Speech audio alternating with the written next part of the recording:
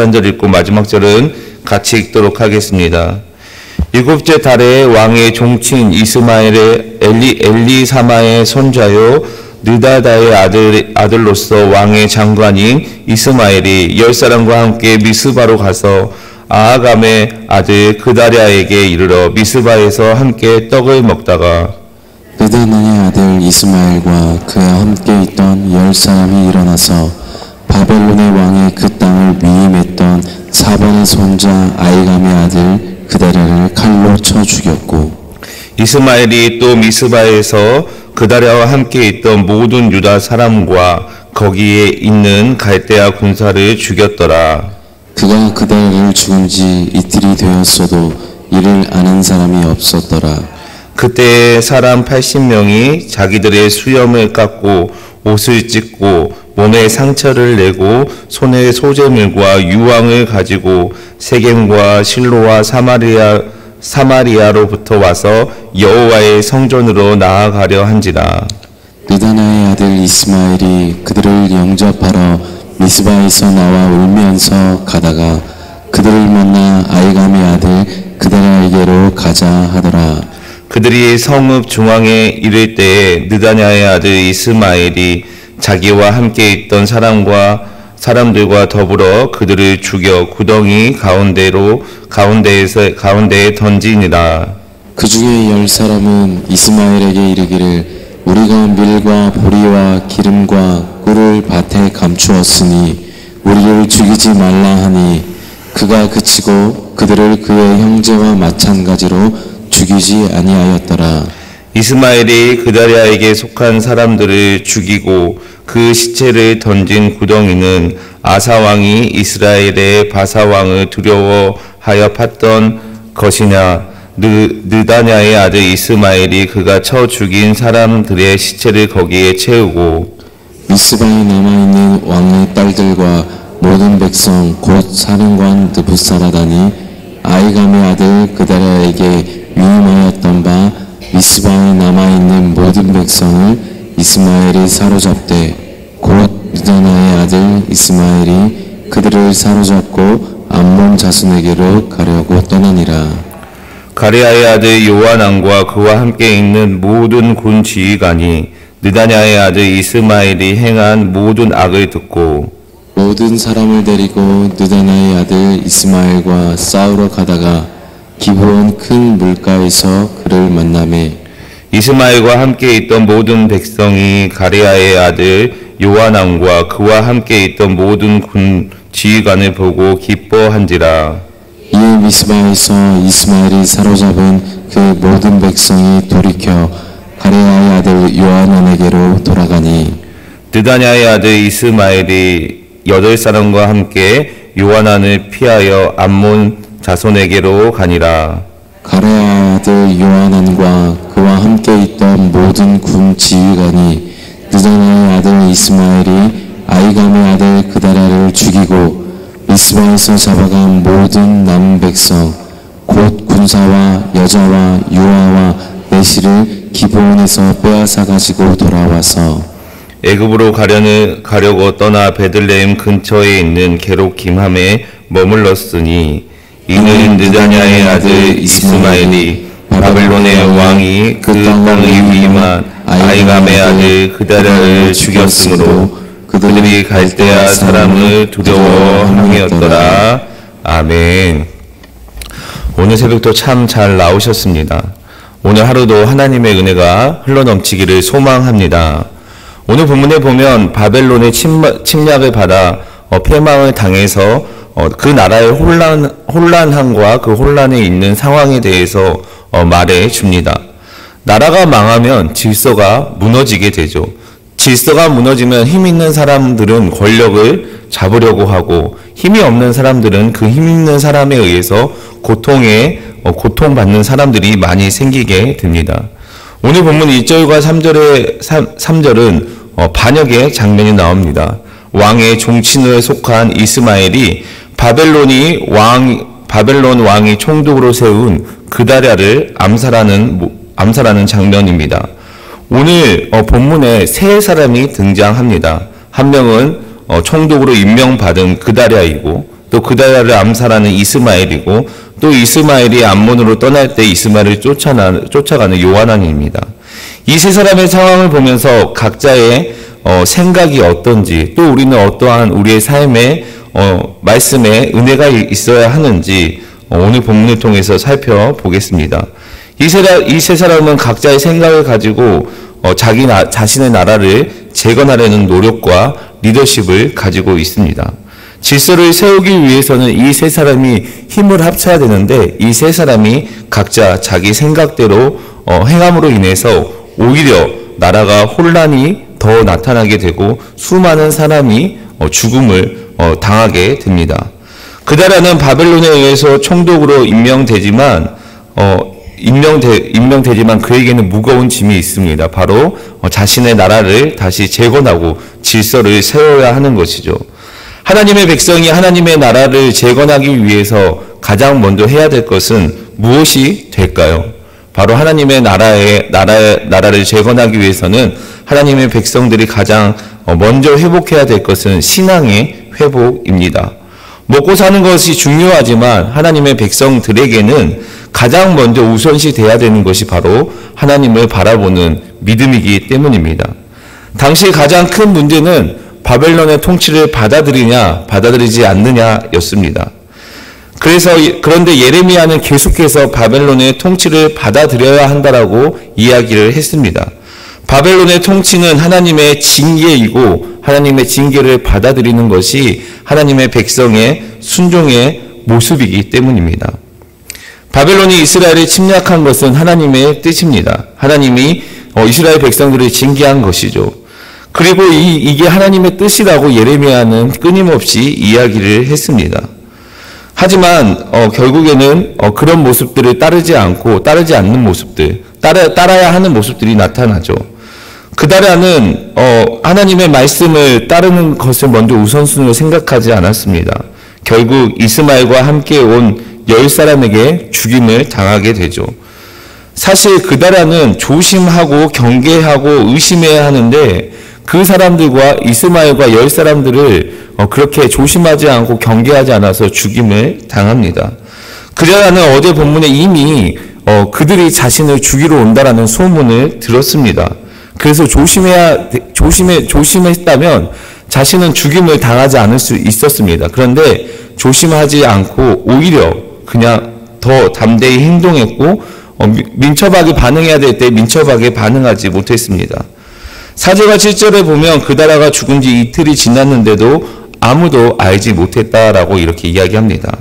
이스마엘 일당들이 총독으로 세워진 그다라를 죽이고 얼마나 철저하게 준비했는지, 또 철저한 준비로 인해서 이 사람이 죽었다라는 것을 소문나지 않았다라는 것이 알 수 있는 부분입니다. 이틀 동안 보안을 유지할 수 있었던 것은 이스마엘이 그다라를 살해하는 것, 그리고 갈대아 군대를 죽이는 것, 철저하고 친밀하게 계획했다라는 것을 우리는 오늘 본문을 통해서 알 수 있습니다. 그런 상황에서 오늘 본문의 80명의 순례객들이 세겜과 실로와 사마리아에서 왔습니다. 수염을 깎고 옷을 찢고 거룩한 모습을 보이려고 했던 모습을 보아 순례객으로 알 수 있습니다. 하지만 몸에 상처를 내는 이런 행동은 이방의 풍습을 따르는 모습이었고, 그들이 온전하게 하나님을 바라보지 못했다라는 것을 또한 알 수 있는 말씀입니다. 이 80명의 순례객을 이스마엘이 또 속입니다. 자신이 그다라를 이미 죽어놓고 울면서 그다라에게 함께 가자고 이렇게 이야기를 합니다. 그리고 그들을 죽여서 구덩이 가운데 던집니다. 이 구덩이는 전쟁을 위해서 물을 저장하기 위해서 팠던 구덩이인데, 그 구덩이에 시체를 쌓아놓는 일이 발생이 되는 거죠. 끔찍한 장면입니다. 8절과 10절에 보면 이스마엘이 바벨론의 통치를 받아들여야 한다라는 그다라의 정책을 반기를 들었고 그를 죽였고, 또 그들을 이렇게 구덩이에 넣었습니다. 그리고 이스마엘은 바벨론의 반연합 정선을 이루고 있는 암몬의 뜻과 함께 했습니다. 그런데 중요한 것은 이스마엘이 순례자 중에 10명을 살려줍니다. 그 10명을 살려주는 이유는 무엇이냐면 그들이 밀과 보리, 기름과 꿀을 밭에 감추어 놓았으니 그것을 줄 테니 우리의 목숨을 살려달라고 이렇게 이야기를 합니다. 이스마엘에게 물질을 제공하면서 자신들의 목숨을 구하게 되는 거죠. 이 모습을 보면 이스마엘이 사람의 목숨보다 오히려 물질에 더 마음이 있고 얼마나 악하고 탐욕스러운지 알 수 있습니다. 이런 모습을 가지고 이스마엘은 반바벨론 통치만 했을 뿐, 반바벨론의 마음만 가지고 있었을 뿐, 어떻게 자신이 가야 할지, 어떻게 자신이 반역을 하고 이 통치를 이루어야 될지 방향성이 전혀 없었습니다. 그리고 이스마엘 역시 하나님께로 돌아서지는 않았습니다. 신앙을 지키려고 노력하지 않았고 예배를 드리려고 노력하지 않았고 단순히 자신이 가지고 있는 민족적인 감정만 가지고 반바벨론을 외치고 악한 일을 행하고 사람을 죽였습니다. 이스마엘은 끔찍한 일을 저지르고 남아있는 왕의 딸들과 남아있는 백성을 잡아서 암몬으로 떠나려고 합니다. 11절과 15절의 요하나는 이스마엘의 백성을 사로잡아서 암몬을 떠날 때 그 뒤를 추격합니다. 오늘 본문 11절 말씀 다 같이 읽어보도록 하겠습니다. 시작. 가레야의 아들 요하난과 그와 함께 있는 모든 군 지휘관이 느다냐의 아들 이스마엘이 행한 모든 악을 듣고 아멘. 이스마엘이 행한 악한 일이 결국 요하난의 귀에 들어가게 됩니다. 바벨론의 주력 부대가 바벨론에 돌아갔고 얼마 남지 않은 바벨론의 군사들과 총독 그다랴를 함께 죽인 이스마엘의 죄를 심판하고자 요하난이 움직이기 시작한 거죠. 그리고 포로로 잡힌 왕족과 남은 백성을 구할 수 있는 사람은 요하난밖에 없었습니다. 이스마엘이 그다랴를 암살하고 이틀 동안 숨기려고 했던 것은 비밀을 유지하기 위해서였습니다. 70명이나 되는 순례자를 죽인 것도 역시 요하난에게 자신의 행동과 자신의 이런 사건들이 반역 사건이 그에게 알려지지 않게 하기 위해서였을 것입니다. 오늘 본문 12절 말씀 다 같이 읽어보도록 하겠습니다. 시작. 모든 사람을 데리고 느다냐의 아들 이스마엘과 싸우러 가다가 기브온 큰 물가에서 그를 만나매 아멘. 12절에 보면 모든 사람을 데리고라고 이렇게 말하고 있습니다. 요하난을 중심으로 한 군대 지휘관들이 사병을 소집하고 이스마엘을 뒤쫓는데 모두 일심동체로 이동했다는 것을 부각시키고 있습니다. 그래서 모든 사람을 데리고라는 표현을 쓰고 있죠. 추후에 8명밖에 남지 않은 이스마엘의 일행과 비교되는 모습입니다. 요하난은 훨씬 더 많은 무리를 이끌고 있었고 일사불란하게 움직여서 요하난의 추격대가 이스마엘의 군대를 금방 따라잡게 됩니다. 13절에 보면 모든 백성이 기뻐했다라고 이렇게 이야기를 하고 있죠. 포로로 잡혀가던 이들이 요하난의 군대를 보자마자 기뻐했다라는 그 사실을 부각시키고 있습니다. 미스바에 남아있던 백성들은 왕족들이고 원래 유다가 바벨론에 의해 멸망당하기 그 직전에 그 팔레스타인 인근 나라로 피신했던 사람들이었습니다. 이들이 미스바로 돌아온 이유는 유다 총독으로 그다랴가 세워졌다는 소식을 들었기 때문입니다. 그리고 유다에 남은 백성들이 자신들이 믿고 의지했던 그다랴를 죽이고 자신들을 다시 이방으로 암몬으로 데려가는 이 상황들이 어쩌면 그들 앞에서는 정말 끔찍하고 절망적인 상황일 수밖에 없었습니다. 이스마엘의 창과 칼 위협에 의해서 어쩔 수 없이 따라선 백성이지만 요하난의 군대를 보고 진심으로 기뻐했고 결국에는 다시 요하난의 군대와 함께 돌아가는 모습을 우리는 발견하게 됩니다. 오늘 본문 16절에서 18절 말씀 다 같이 읽어보도록 하겠습니다. 시작. 가레야의 아들 요하난과 그와 함께 있던 모든 군 지휘관이 느다냐의 아들 이스마엘의 아이감의 아들 그다랴를 죽이고 미스바에서 잡아온 모든 남은 백성 곧 군사와 여자와 유아와 넷이 기본에서 빼앗아 가지고 돌아와서 애굽으로 가려고 떠나 베들레헴 근처에 있는 겔로기맘에 머물렀으니 이는 느아다의 아들 이스마엘이 바벨론의 왕을 그 땅에 위하여 그다랴를 죽였으므로 그들이 갈대아 사람을 두려워함이었더라. 아멘. 16절과 18절은 요하난의 행적이 나옵니다. 요하난은 이스마엘로부터 미스바에 있던 사람들을 되찾았습니다. 그리고 그가 한 행동은 애굽으로 도망간 모습입니다. 바벨론의 군사들을 이 이스마엘이 죽였기 때문에 자칫 자신이 오해받을 수 있기 때문에 애굽으로 도망갈 생각을 합니다.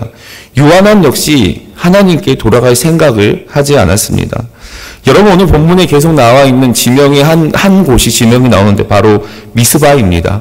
미스바는 영적 대각성이 일어났던 지역이죠. 다시 부흥을 이뤄야 할 그 지역에서 암살과 학살이 일어나고 있습니다.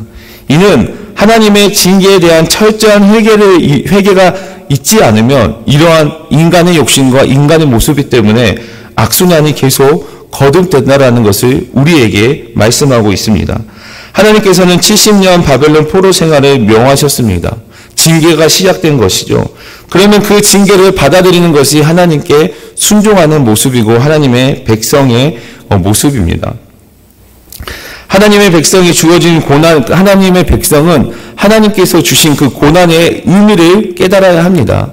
그래서 우리에게 주어진 고난과 고통이 있을 때 그 고난에 묵묵히 순종하고 하나님의 뜻을 발견해야 하는 것이죠. 하나님께서는 고난에 대한 계획이 있습니다.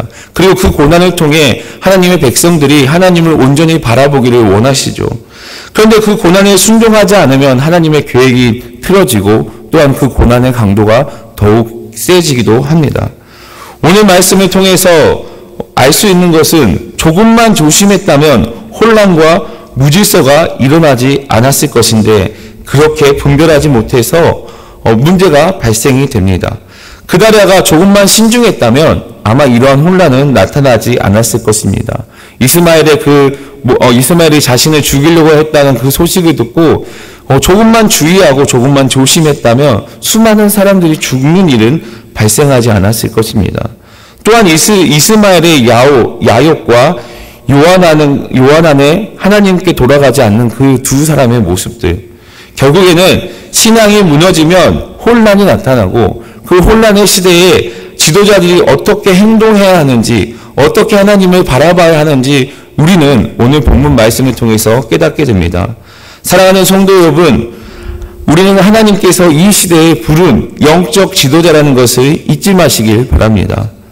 하나님을 아는 것보다, 하나님을 제대로 따르는 것보다 더 바른 지도력은 없습니다.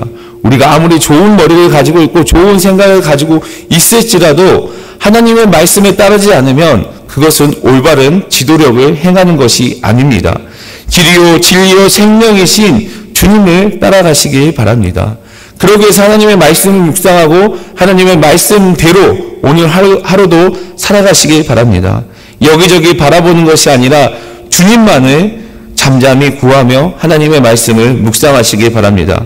그리고 우리가 서 있는 그곳, 우리가 처해 있는 그 공동체에서 하나님의 말씀에 붙들림 받아 그 하나님의 말씀으로서 영적인 지도자로서 하나님께서 주시는 그 사명을 감당하시는 저와 여러분이 되시기를 예수 그리스도의 이름으로 간절히 축복합니다. 아멘. 사랑의 하나님 감사합니다. 오늘도 이 새벽을 깨어 주님 앞에 나와 기도하며 말씀을 묵상하며 기도할 수 있게 하심에 감사드립니다. 하나님, 우리가 이 시대에 하나님께서 부르신 영적 지도자라는 것을 잊지 않도록 인도하여 주시옵소서. 질서가 무너지고 혼란의 시대에 하나님의 진리의 말씀이 무너진 이 시대에 우리가 하나님의 말씀을 온전히 바라볼 수 있도록 인도하여 주시고 또한 하나님의 말씀대로 살아갈 수 있도록 인도하여 주시옵소서. 하나님을 아는 것, 하나님을 제대로 따르는 것, 이것이 바른 지도력이고 우리가 하나님께서 부르신 영적인 리더의 사명을 감당하기 위해서 하나님의 말씀에 붙들림 받아 오늘 하루도 그 영적인 영향력을 발휘할 수 있도록 인도하여 주시옵소서. 이 새벽에 각자의 기도 제목을 가지고 나와 기도하는 우리 초청의 모든 성도들에게 하나님의 뜻에 따라 하나님의 때에 따라 응답하여 주시고 성령님이 동행하는 은혜를 누리는 하루 될 수 있도록 인도하여 주시옵소서. 감사드리며 예수 그리스도의 이름으로 간절히 기도드립니다. 아멘. 이 시간 말씀을 기억하면서 주님 앞에 기도하며 나아가도록 하겠습니다. 우리가 영적인 지도자로서 영적인 사명을 감당할 수 있게 기도하며 나아가시기 바랍니다. 캄보디아 선교를 위해서 기도해 주시기 바랍니다. 캄보디아 선교가 하나님의 말씀과 뜻대로 이루어질 수 있도록 기도해 주시고, 교회를 위해서 기도할 때 우리가 하나님께서 주신 사명을 잘 감당할 수 있도록 교회를 이끌어 가시는 담임 목사님 영육간의 강건함 허락해 달라고 기도해 주시기 바랍니다. 또 각자의 삶을 위해서 각자의 기도 제목을 가지고 이 시간 주여 한 번 부르고 주여 앞에 간절히 기도하며 나아가도록 하겠습니다. 주여